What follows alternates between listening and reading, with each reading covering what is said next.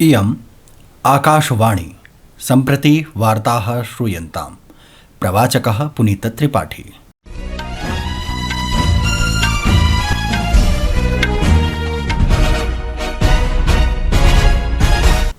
आदौ मुख्यवार्ताः।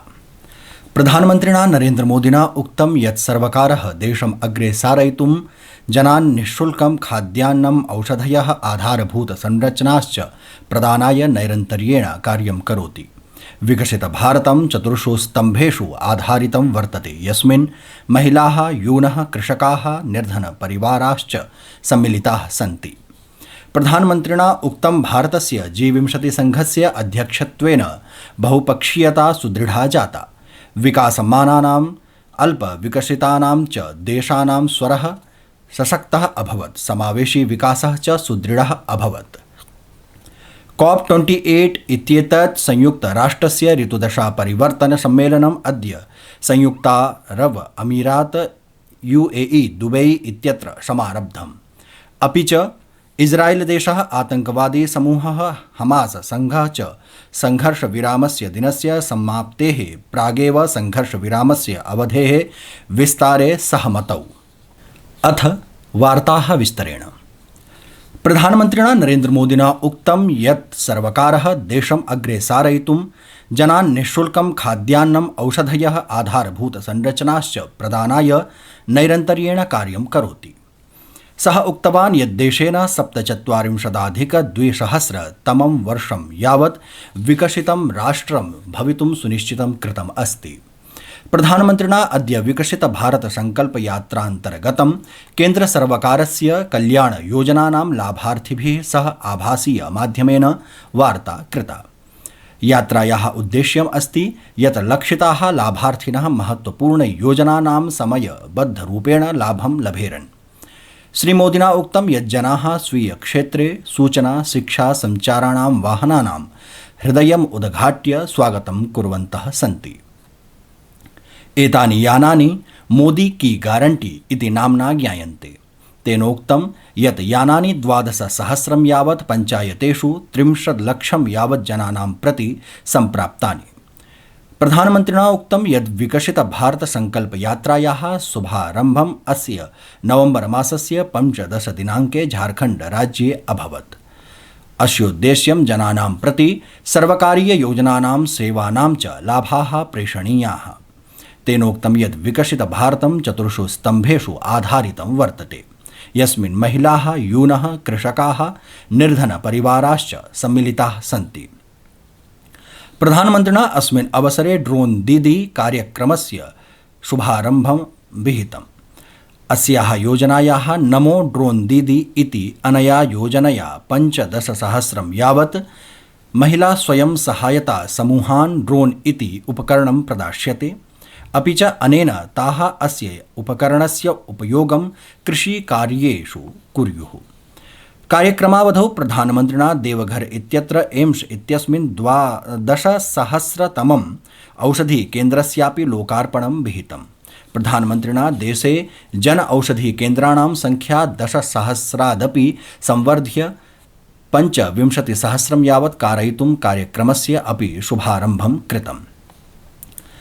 प्रधानमन्त्रिणा उक्तं भारतस्य G20 संघस्य अध्यक्षत्वेन बहुपक्षीयता सुदृढा जाता। विकासमानानाम् अल्पविकसितानां च देशानां स्वरः सशक्तः अभवत्, समावेशी विकासः च सुदृढः अभवत्। प्रधानमन्त्री नरेन्द्र मोदी उक्तवान् यत् भारतं G20 अध्यक्षतायाम् असाधारणा उपलब्धयः प्राप्तवत्।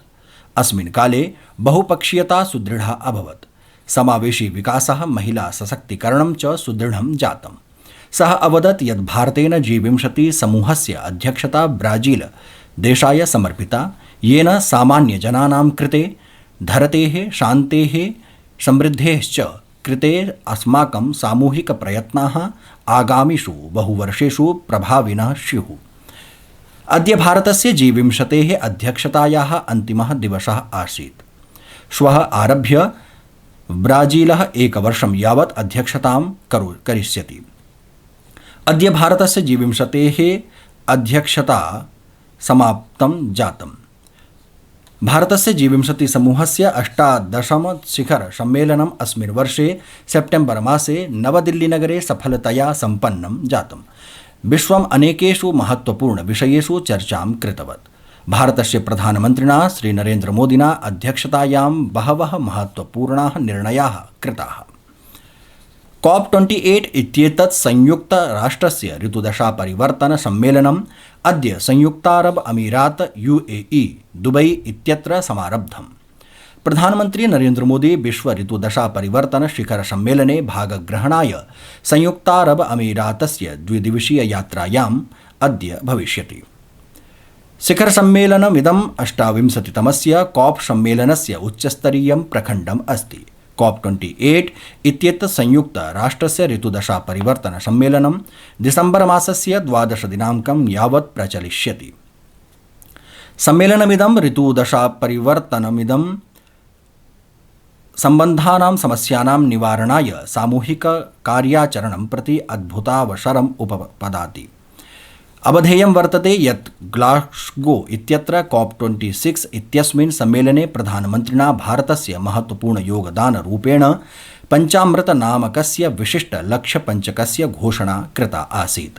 प्रधानमन्त्रिणा तस्मिन् अवसरे मिशन लाइफस्टाइल फॉर एन्वायरमेंट इति पर्यावरणाय जीवनशैल्याभियानस्यापि घोषणा विहिता आसीत्। ऋतुदशा परिवर्तनं भारतस्य G20 क्षेत्रम् अस्ति। भारतस्य अध्यक्षतावधौ नेतृभिः एतदर्थं घोषणा कृता आसीत्। COP28 सम्मेलनमिदम् एतादृशेभ्यः योजनाभ्यः विचारेभ्यः च अवसरं प्रददाति। स्वीययात्रावधौ प्रधानमन्त्री शिखर सम्मेलने आगतैः विश्वनेतृभिः सह द्विपक्षीयोपवेशनं करिष्यति। यात्रायाः विषये नवदिल्ल्यां वार्ताहरान् सम्बोधयता विदेश सचिवेन श्री विजय मोहन क्वात्रा इत्यनेन उक्तं यत् श्रीमोदी श्वः दुबय्यां 3 उच्चस्तरीय कार्यक्रमेषु अपि भागं भजिष्यति। प्रियाः श्रोतारः, संस्कृतवार्तायाः संस्करणमिदम् इदानीम् आकाशवाणीतः प्रसार्यते। सममेव अयं कार्यक्रमः आकाशवाण्याः अन्तर्जालपटले www.newsonair.gov.in इत्यत्र अथ न्यूज़ ऑन AIR चलदूरभाषीय तन्त्रांशे अपि उपलब्धो भविष्यति। इस्राएल देशः आतंकवादी समूहः हमास संघर्षविरामस्य दिनस्य समाप्तेः प्रागेव संघर्षविरामस्य अवधेः विस्तारे सहमतौ। इस्राएल हमासौ च 6 दिनानां संघर्षविरामस्य समाप्तेः निमेषपूर्वम् एकदिनाधिकस्य संघर्षविरामस्य विस्तारं कर्तुं सहमतौ।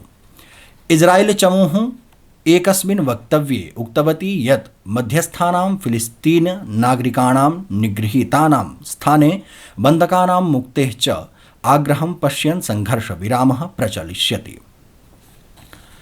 प्रधानमन्त्रिणा श्रीनरेन्द्रमोदिना अद्य दृश्यश्रव्यपरान्तर्जालीयमाध्यमेन नवनियुक्तिकेभ्यः कार्मिकेभ्यः 150 नियुक्तिपत्राणि वितरितानि।